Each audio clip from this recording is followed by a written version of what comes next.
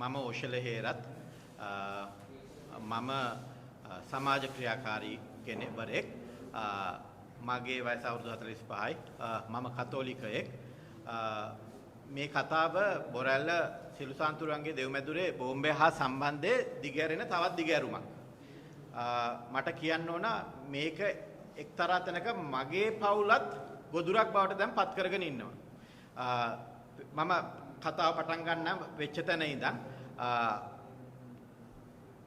17 වෙනිදා හවස 7:00 විතර මම ඇත්තටම නනා ඉඳලා එළියට එනකොට මට පුතා ආවිල්ලා කිව්වා පාරේ පොලිසිය ගොඩක් ඉන්නවා කියලා CCTV එකේ දැක්කා කියලා. පස්සේ මම බලන්න යනකොට පල්ලෙහාට පොලිසිය කණ්ඩායමක් අපේ මිදුලෙත් හිටියා. අපේ ගේට්ටුව ඔක්කොම ලොක් කරලා තිබ්බේ. කාටවත් එහෙම ඉන්න බෑ. බෙල් එක ගැහුවා නම් අපි රෝලර් ෂට් එක අරින්න ඕන. එහෙම නැතුව පොලිසිය පිටිලා හිටියා වත්තේ. ඊට පස්සේ මම ජනේල ගාවට ගියාම ජනේල වලට ගැහුවා කිව්වා දොරවල් අරින්න කියලා. ඊට පස්සේ මම ගිහිල්ලා දොර ඇරියා. දොර ඇරියාම ලොකු විශාල කණ්ඩායමක් ගේ ඇතුළට ආවා. ගෙදර ජනේල් දොරවල් ඔක්කොම ඇරියා. මටයි මගේ පියාටයි සාලේ පුටුවේ වාඩි වෙන්න කිව්වා. මගේ ගෙදර ඉන්නේ මගේ පියයි. එයාට වයස අවුරුදු 75යි. එයා රජයේ වෛද්‍යවරයෙක්. එයා විශ්‍රාමිකයි. එයා 2006 තමයි විශ්‍රාම ගියේ. දීර්ඝ කාලයක් පිළියන්දල ස්පිරිතාලෙම DMO හැටියට තමයි අන්තිම ඉන්නකොට ප්‍රධාන වෛද්‍යවරයා හැටියට ඉන්නකොට තමයි විශ්‍රාම ගියේ. එයා අපේ ගේ තියෙන්නේ පිළියන්දල ස්පිරිතාලෙටම අල්ලපු මාන්නේ. අපි මගේ තාත්තා කතෝලිකයෙක්. එයා ඉගෙන ගත්තේ ඩිමෙසන කඳාන. අපි දැන් ගෙදර ඉන්නකොට වාඩි කරවුවා. ඊට පස්සේ කිව්වා මගේ සිස්ටර් මගේ ගෙදර ඉන්න ඉන්නේ මට අමතර මායි මගේ පියයි මගේ සොහොයුරියයි මගේ බිරිඳයි මගේ වයස අවුරුදු 11ක පුතයි ගෙදර වැඩ කරන දෙන්නෙක් උයන එක්කෙනා රාජා වැඩ කරන එක්කෙනා ඉන්නවා අත්පස් කරන එයා ගජන් කියලා. ඒ දෙන්න ඉන්නවා. ඒගොල්ලන්ට කිව්වා එහෙන් ඉන්න කියලා මගේ සිස්ටර්ටයි මගේ ඒගොල්ලන්ට කාමරවලට යන්න කියලා කිව්වා. මටත් කිව්වා උඩට යන්න කියලා. ඒගොල්ලන් තාත්තත් එක්ක කතා කරනවා කිව්වා. මට ගේ සර්ච් කරන්න ඕන මුළු ගේම පෙන්වන්න කිව්වා. ඊට පස්සේ මගේ මේ වැඩ කරන අයව පල්ලෙහා තට්ටුවේ තැන් වල කාමරවලට එක්කන් ගිහලා බලන් ඉන්නේ ඒගොල්ලන් සර්ච් කරනකන් කියලා. මගේ සිස්ටර් එයාගේ කාමරේට එක්කන් ගිහිල්ලා එයාගේ අල්මාරිය ඔක්කොම ඇරලා සර්ච් කරලා තිබ්බා.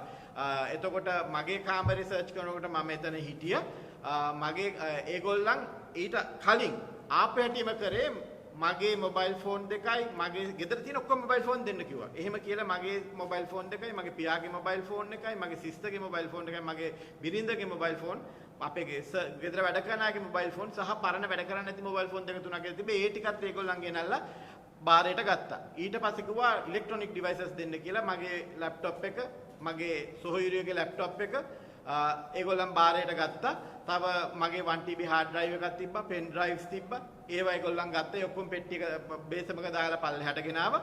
ඊට පස්සේ ඒගොල්ලන් සර්ච් කරන්න පටන් ගත්තා. ඒගොල්ලන් සර්ච් කරලා මගේ කාමරේ තිබිලා ඒගොල්ලන්ට හම්බුන දේවල් වලට කීපයක් තිබ්බා. ඒවා අතරේ තමයි මගේ පුතාගේ වෝටර් පෙලට් දාලා සෙල්ලම් කරන මේ මැෂින් ගන් එකක් තියෙනවා. ඒකේ AK47 එකක් වගේ එකක් එක කොළ පාට. ඒකට දාන්නේ අර වතුරට දාපුවම පිම්බෙන බෝල දාලා වෙඩි තියෙන එකක් කරන්ට් එකෙන් වැඩ කරන්නේ. මිරිහානේ තියෙනවා ඒ කඩේ ඕන තරම් ගන්න. ඒකක් තිබ්බා. ඒක ගත්තා ඒගොල්ලන් වෙපන් එකක් කියලා. මංගාව තිබ්බා මම තරුණ කාලේ දැන්ට අවුරුදු 15කට විතර කලින් මම ආසාවට එකතු කරපු වායු රයිෆල්. ක්‍රීඩා කරන්න පාවිච්චි කරන ඉලක්ක වලට විදින ක්‍රීඩකයෝ. ඒක ගිනියවි මොනවත් නෙවෙයි. ඒව හතරක් තිබ්බා.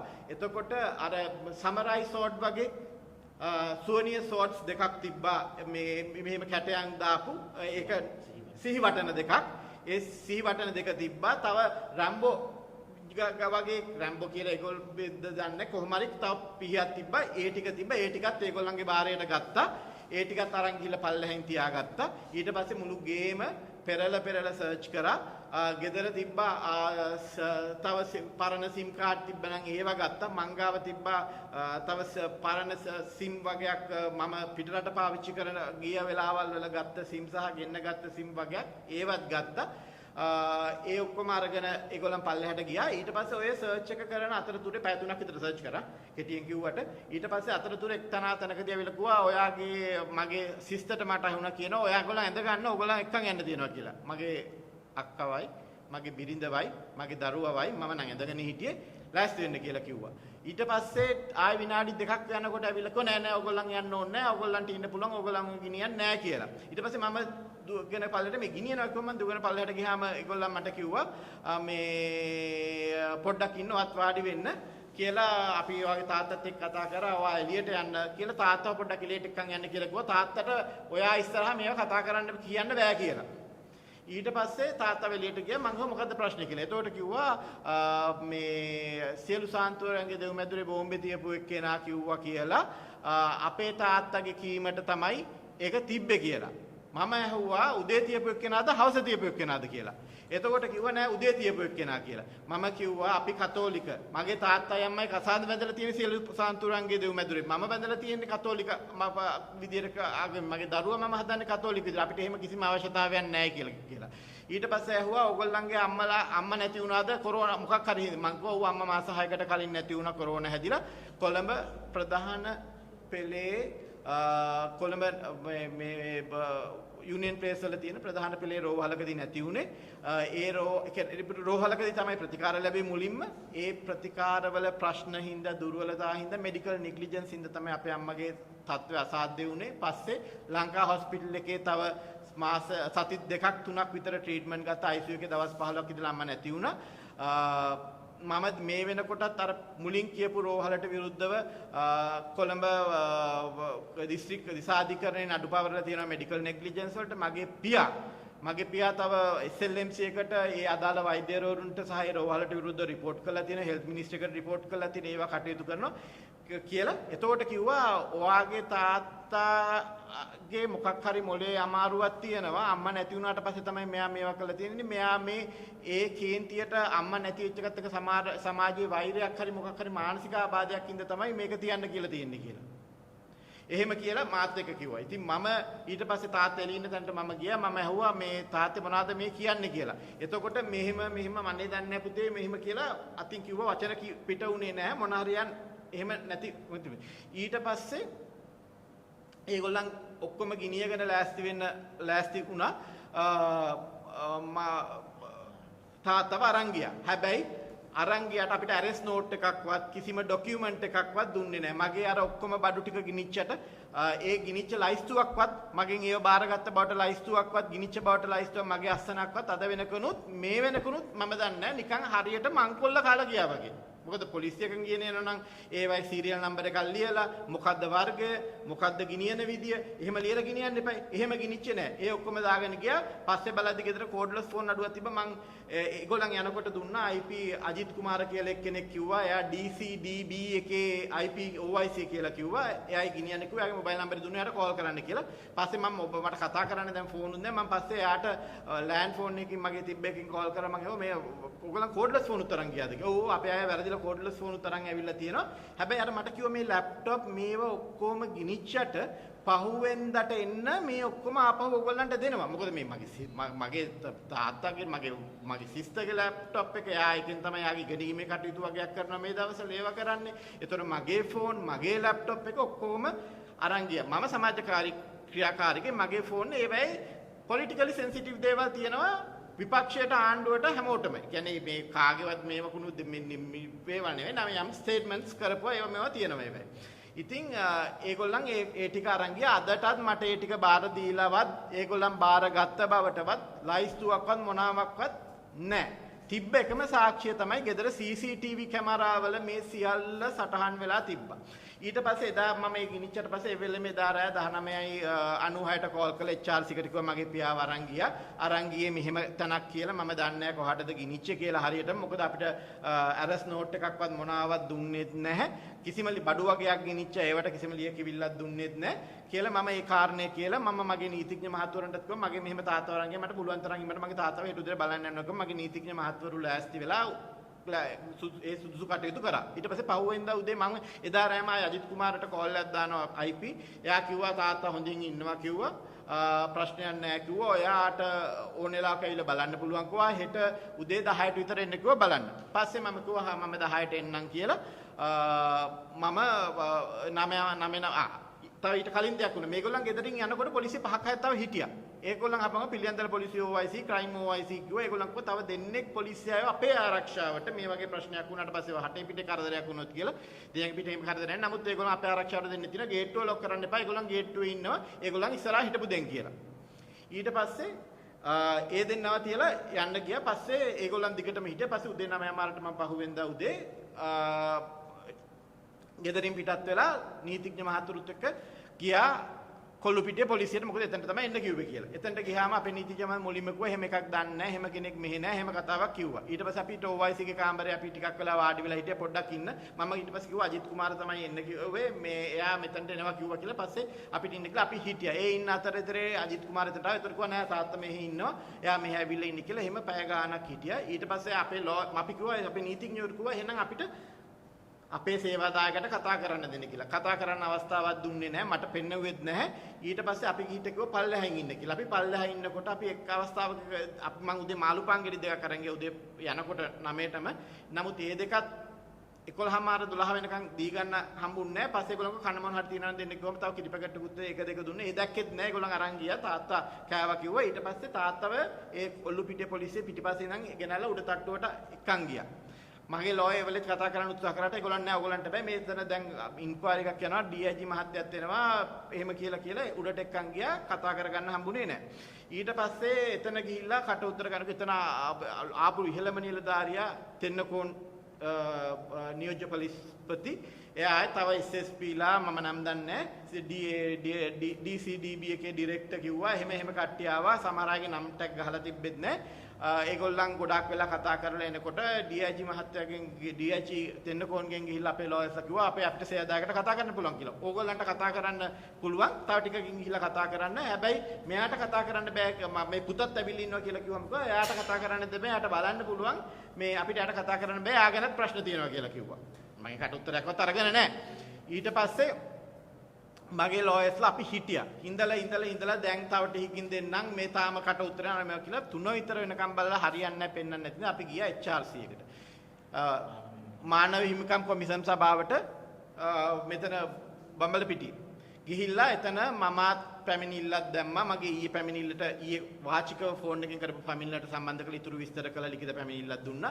මගේ ලෝයර්ස්ලත් ඒගොල්ලන්ට ඒගොල්ලන්ගේ සේවාදායකයා මුණ ගැහෙන්න අවස්ථාවක් ලබා දුන්නේ නැහැ කියලා පැමිණිල්ලක් කරා. ඒවලම HRC එක කෝල් කරා අදාළ යුනිට්ස් වලට ඒගොල්ලන්ට මුලදී ට්‍රේස් කරගන්න බැරි වුණා. ඊට පස්සේ අපි කිව්වම කොල්ලුපිටිය කියලා ආගලන් කොල්ලුපිටියට කතා කරලා ආයි කිව්වම අපේ මේ ලෝයර්ස්ලා කියනවා කිව්වහම ඒගොල්ලන් පිළිගත්තා ඉන්නවා කියලා. ඊට පස්සේ කිව්වා මෙහෙම මේගොල්ලන්ට බලන්න දීලා නැහැ මේක වැරදි බලන්න දෙන්න කියලා.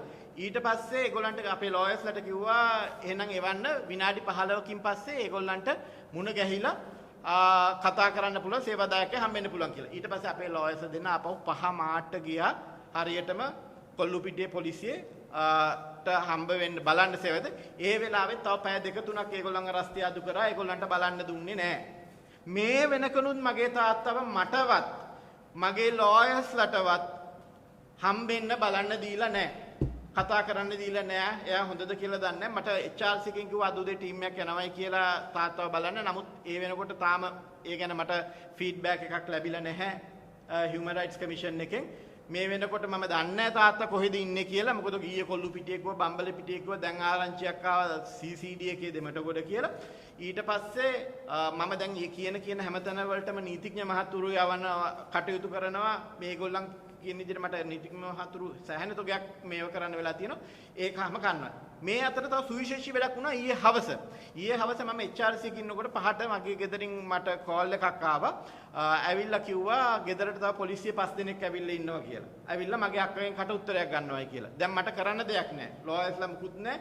මම ඊට පස්සේ විස්තරය අහගත්තාම ඒගොල්ලන් කිව්වා මගේ සිස්ටර් කිව්වා ඒගොල්ලන් ඇවිල්ලා තියෙන ගෙදර CCTV පද්ධතිය ගලවගෙන යන්න කියලා. CCTV පද්ධතිය ගලවගෙන යන්න කියලා කිව්වම මට මුකුත් උපදේශයක් දී ගන්න විදියක් නැහැ. මොකද මම එහි තාත්තව බලන්න HRC මේ පොලිසියට යන ලෝයර්ස්ලත් එක්ක ඒ කටයුතු කරන තාත්තගේ විස්තරය දැනගන්න. කාලද බිලද නැද්ද දැන් තාත්තා දුර්වලයි. යාගේ ප්‍රෙෂර් ෆ්ලක්චුවේට් වෙනවා. එයාට කොරෝනා හැදුනා මගේ මම මිය යන වෙලාවෙම ඒ හින්දා ඉඳන් පස්සේ හරි දුර්වලයි. යාගේ ආතරයිටිස් තියෙනවා. ගේ දනිස්සක අමාරුවක් ලොකුවට තියෙනවා. එයා පඩිපෙලක්වත් හරියට නගින්නේ හරි අපහසුතාවයෙන්. එයාට ගොඩක් ප්‍රශ්න තියෙනවා. ඒ වගේ සෞඛ්‍ය යාගේ ප්‍රොස්ටේට් වල ප්‍රශ්න තියෙනවා. යාගේ කොන්දේ බල්ගේ මෙතන ඩිස්ක් එකක් ස්ලිප් වෙලා වගේ පිටිපස්සේ ප්‍රශ්නයක් තියෙනවා. එහෙම තියෙනවා. ඒ ප්‍රශ්න තියෙනවා. ඇඟේ පතින එයාට රැට නිින්ද යන්නේ නැහැ. අම්ම නැති වුණත් හරි මොන හරි සපෝට් නිදි බෙහෙතක් නැතුව මගේ නැත්තම් උගක් වෙලාට මගේ පුතා ගිහිල්ලා ළඟ නිදාගත්තාම පොඩ්ඩක් කතා කර කර ඉඳලා ඒ සැනසීමත් එක්ක එහෙම නිින්ද යන්නේ. අපි මානසිකව වැටුණ සෑහෙනවා. ඇත්තටම මම සමාජ ක්‍රියාකාරී දේශපාලන සියල්ලෙන්ම ඈත් වුණා මේ මගේ අම්ම නැතිවීමත් එක්ක. කොහොම හරි දැන් 5 දෙනෙක් ඇවිල්ලා CCTV ගන්න උත්සාහ කරලා තියෙනවා කියලා කිව්වා. ඒ ඇවිල්ලා තියෙන කිරුළුපනේ පොලිසියෙන් SI කෙනෙක් ඇවිල්ලා තියෙන ශාන්තද කොහෙද කියලා. ඒගොල්ලන් මගේ ගෙදර වැඩ කරන එක්කෙනා ලව්වම CCTV එකේ අතුර නැති හින්දා පෙට්ටිය කැබිනට් එක අරින්න එක කඩලා ගලවලා CCTV මැෂින් එක අරගෙන මගේ සොහොයුරියගෙන් කට උත්තරයක් අරගෙන ඒ කට උත්තරේ පිටු 4ක්ලු මගේ මේ සොහොයුරිය කිව්වා ඒකේ පළවෙනි පිටු උඩ ටික කියවන්න දුන්නේ නැහැ. ඔයාටයි දාලා මේ රතු පාට අකුරෙන් ලියලා තියෙන නමට පල්ලෙහා කොටස කියලා. ඒකේ ආගේ නම ගම ඒ ඔක්කොම ලියලා අගට ලියලා තියෙනවා එයාගේ කැමැත්තෙන් CCTV පද්ධතිය ගෙනියනවායි කියලා. දැන් CCTV පද්ධතියත් ගන්නත්තාම එක මට එදා අර ඉබි කඩාගෙන ගේ කඩාගෙන ඉච්චේ සාක්කිත් නැහැ. මගේ ගෙදර බඩු අරන් ගියේ එකේ සාක්කිත් නැහැ. දැන් මට ලැප්ටොප් එක නැති වුණා කියන තිබ්බ සාක්කි මගේ ටික මොකද මට ડોකියුමන්ට් එකක් බාර දීලාත් නැහනේ. මගේ ෆෝන් අරන් ගිහිල්ලා තියෙනවා. කිසිම ඉන්වෙන්ටරි එකක් සීරියල් නම්බර් එකක් දාලා මගෙන් අස්සනක් අරගෙන නෙවෙයිනේ ගියේ.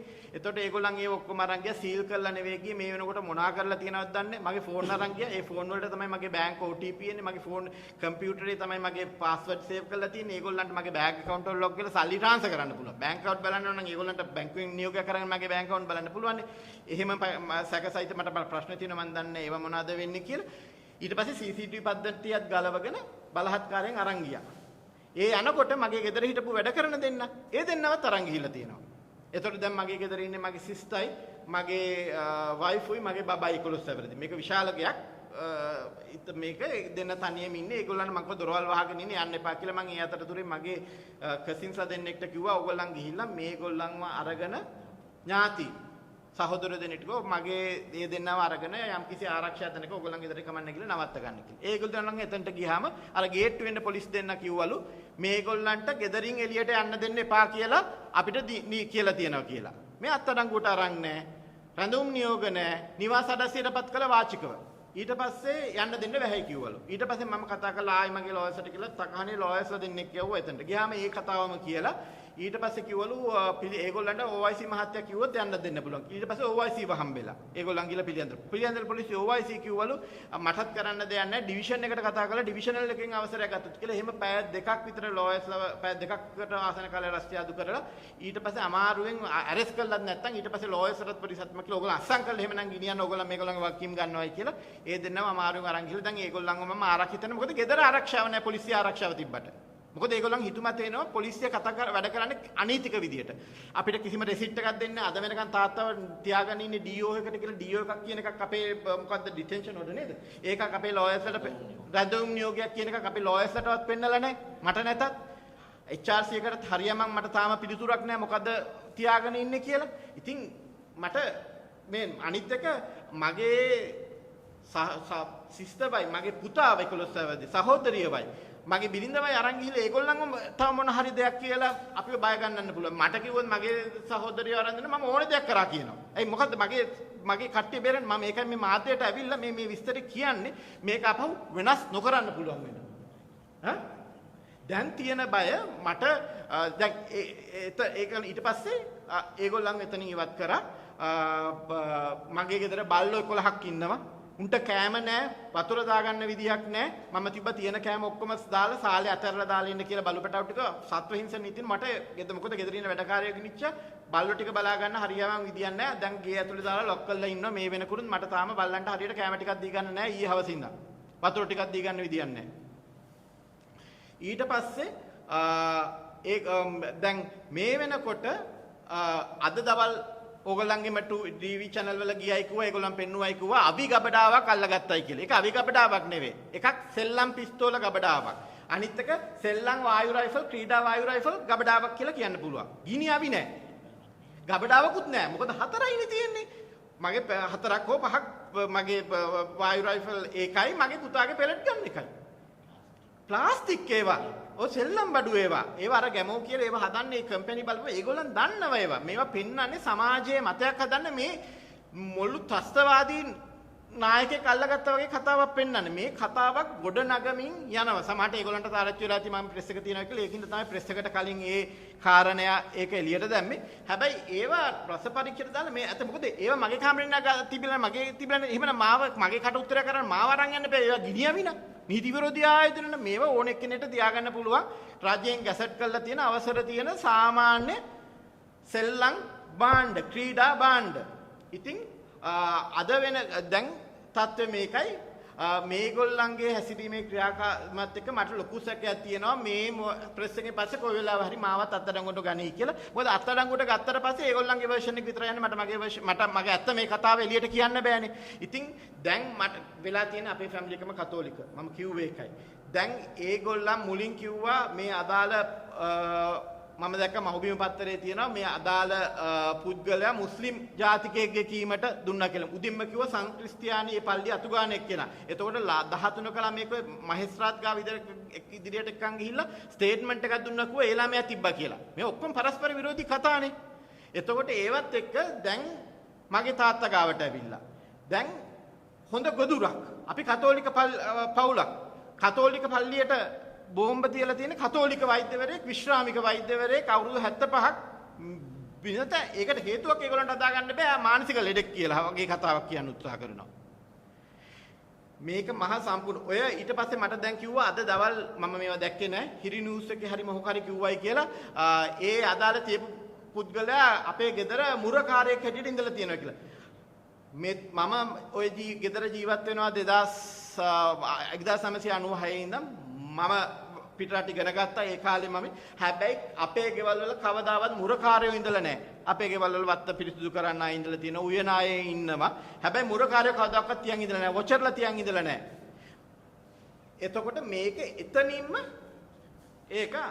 ඒක අවසන්ව මේගොල්ලන් මම දන්න ඉස්සරහට මාව මගේ බිරිඳව ඒ ඔක්කොම එක්කන් ගිහිල්ලා ඒගොල්ලන් අතන තියාගෙන දියෝ ගහලා තියාගන්න ඉතින් මේක දැන් ඇත්තටම පාපයක් විදිහට මම අන්තිමට මම කිව්වා මගේ දේශපාලනේ මම 2010 මම මුලින්ම 2010 වෙනකන් ඔයසිස් රෝහලේ ප්‍රධාන විධායක ඔපරේෂන් ඔෆිසර් හැටියට හිටියා මගේ මෙඩිකල් ඇඩ්මිනිස්ට්‍රේෂන් වල මම හිටියේ ඊට පස්සේ උපදේශක කෙනෙක් හැටියට ඊට පස්සේ මම සෞඛ්‍ය එතකොට දීවර අමාත්‍යාංශයේ මම අවුරුදු 4ක් විතර වැඩ කරා උපදේශකයෙක් හැටියට ඊට පස්සේ මම 2014 15 සිරිසේන ජනාධිපතිවරයාගේ ආණ්ඩුව කියන විශාල කාර්යභාරයක් කරලා සමාජ මාධ්‍ය මට ස්වයං හැකියාවක් තිබ්බ සමාජ මාධ්‍ය හැසිරවීමේ ඒකත් එක්ක UPF Bright Future කියලා වෙබ් පේජ් එකක් ඒ වෙලාවේ ලොකු රැල්ලක් හදපු ඒක කරේ මම ඒකේ ප්‍රතිඵලයක් හැටියට සිරිසේන ජනාධිපතිවරයා වුණාම මම ඒ ආණ්ඩුවේ පළවෙනියටම නව මාධ්‍යාංශයේ ප්‍රධානිය මාස 8ක් විතර වැඩ කරා. එතන එක හරි අමාරුයි මගේ වෘත්තියත් එක්ක මට ගැලපෙන්නේ. මම ඉල්ලා අස්වීම දුන්නා මාස 8කින් විතර. ඊට පස්සේ මාව සිරිසේන ජනාධිපති ආයෙ අඬ ගහලා එතුමාගේ සම්බන්ධීකරණ ලේකම් කෙනෙක් හැටියට තියන් හිටියා 2017 මැදක් වෙනකන් එතුමත්ගේ අපි යහපාලනයෙන් බලාපොරොත්තු වෙච්ච දේ කරපු දේ පරස්පර වෙනකොට මට ඒ ගැන කලකිරලා තවදුරටත් එතන හිටියොත් අපේ සායන් හේදෙන හින්දා මම එතනින් ඉල්ලා අස්තුණා පොඩි ප්‍රෙස් එකක් තියලා ඊට පස්සේ මම විකල්ප සංවිධාන විකල්ප ක්‍රියාකාරීන් එක්ක හිටිය ඊට පස්සේ ඒකත් එක්ක මම මේ ඉතිහාසය ගැන දැනගන්න ඕනේ ඉඳ ඊට පස්සේ ජනාධිපතිවරණය ආවා ජනාධිපතිවරණය එනකොට මහින්ද දේශප්‍රිය යම් සමගි ජන බලවේගයේ යම් දේවල් ගනුදෙනු මේ ගැන අනීතික වැඩ දේවල් වෙනවා කියන හඬපට පිළිබඳව සහ ඒ පිළිබඳ නඩුව ගොනු කරලා උසාවිය ගියේ මම ඒ හඬපට මම රිලීස් කරා ඒවා සෑහෙන සප්‍රෙස් කරා අදටත් සමගි ජන බලවේගයේ ওই ඩයනාගමගේ ප්‍රශ්නෙත් එක්ක ඒවා තියෙනවා ඊට පස්සේ ඩයනාගමගේ කියන්නේ ලංකාවේ පුරවැසියෙක් නෙවෙයි විදේශ පුරවැසියෙක් ඩුවල් සිටිසන් නෙවෙයි බ්‍රිටිෂ් ජාති ඒ පිළිබඳව පොලිසියට පැමිණිල්ලක් කළා මේ වෙනකොට බී රිපෝට් එකක් දාලා ඒ තියෙන කාරණා පිටිපස්සේ හිටියේ මම එතකොට 20 වෙනි සංශෝධනයට විරුද්ධව මම මානව හිමිකම් ගිහිල්ලා තියෙනවා. එතකොට ආදාහනය මැන්ඩේටරි කතෝලිකයෙක් හැටියට මායි චිරන්ත අමරසිංහයි මේ මානව අපි හියුමන් රයිට්ස් කමිෂන් එක සෝරි මූලික අයිතිවාසිකම් උල්ලංඝන නඩු දාලා තියෙන සාලිය පීරිස් මේ නීතිඥ මහත්මයා තමයි මං වෙනුවෙන් ඉදිරිපත් උනේ. අපි ඒ කටයුතු කරලා තියෙනවා. මේ වෙනකොට මම මෑතකදී මම ඥානසාර හාමුදුරුවන්ව Facebook එකෙන් බෑන් කරලා තියෙනවා. ඒ වෙනුවෙන් මම Facebook එකට ලියුමක් ලියලා තියෙනවා. මොකද මට ඥානසාර මම කතෝලිකයි. නමුත් එතුමාගේ සමහර කතා බහවල වලට මාත් විරුද්ධයි. ජාතිවාදී දේව කතා කරනවා, මිනිස්සු තලා පෙන්නනවා මම කිව්වා. හැබැයි හැමෝගෙම භාෂණ නිදහස ඕන හින්දා ඒකත් මම කරේ. ඒ වගේ මම යම් ඇක්ටිවිටීස් කරපු පුද්ගලයෙක්. හැබැයි මම පාරේ බැලලා උද්ඝෝෂණ කරන જાතියෙන්නේ ප්‍රෙස් කළා තියෙනවා. ඊට පස්සේ මම 2019 ජනාධිපතිවරණය එනකොට ජනාධිපතිවරණයෙම මුලින්ම දිත්ව පුරවැසියන්ට රටේ ඡන්දය ඉල්ලන්න දෙන්න එපා. ඒ ගැන සැලකිලිමත් වෙන්න කියලා මහින්ද දේශප්‍රිය මහත්තයාට ලිඛිත ලියුමක් ලියලා එතුමා මට පිළිතුරක් එවන්න තත්වයට ආවේ මම. ඒ වෙලාවේ මම නාගානන්ද කොඩිතුවක්කුත් ගෝඨාභය රාජපක්ෂ මහත්මයා දෙන්නගෙම නම් සඳහන් කළා ලියුම් ලියලා. ඊට පස්සේ තමයි ඒක සමාජ කතිකාවක් බවට පත් උනේ. ඒ 2019 අප්‍රේල් මාසේ වෙච්ච දෙයක්. ඊට පස්සේ මම ජනාධිපතිවරණයට එනකොට 2019 මම ඒ ජනාධිපතිවරණයේ උදව් කරේ අනුර කුමාර දිසානායක අපේක්ෂකයාට NPP එකේ මං කිව්වේ පළවෙනි මනාපය දෙන්න අනුර කුමාරට, දෙවෙනි මනාපය සජිත්ට දෙන්න කියලා. ඊට පස්සේ මහා මැතිවරණ එනකොට මට අවශ්‍යතාවයක් වුණා රටේ දේශපාලනය ගැන යම්කිසි මතවාදයක් හදන්න. එතකොට මම තීරණය කරා වැඩි අවධානයක් ගන්න ඕන පක්ෂයක් හැටියට මම UMP එකකින් ඉල්ලන්න තීරණය කරගත්තා. ඉල්ලනකොට අපි UMP එක ඇතුලේ කොළඹ විකල්ප කණ්ඩායම කියලා විකල්ප මතදරන කණ්ඩායමක් හැටියට අපි 5 දෙනෙක් කටයුතු කළා යම්කිසි සමාජ මතයක් මතවාදයක් ගොඩනගන්න නේද. ඊට පස්සේ මගේ අම්මා ඒ ඡන්දේ පරදිලා ඒ වුණාට පස්සේ මම දේශපාලනේ ගොඩක් නිහඬ වෙලා මගේ අම්මා නැති වුණාට පස්සේ මම සම්පූර්ණයෙන්ම පක්ෂ දේශපාලනයෙන් සහ මේ පාර්ටි දේශපාලනයෙන් අයින් වෙනවා කියන තීරණයට මම ලිඛිතව නිල වශයෙන් Facebook එකේ පෝස්ට් එකක් දාලා ඒ අදාළ පක්ෂයටත් ලියමනක් කියලා ඒකෙනුත් ඉල්ලාස් වෙලා මම අයින් වුණා. ඊට පස්සේ ඇත්තටම මම දේශපාලන කටයුතු කරේ නෑ. පාඩුවේ හිටියේ මේ සර්ප්‍රයිස් එක 17 වෙනිදා හවස ලැබෙනකම්.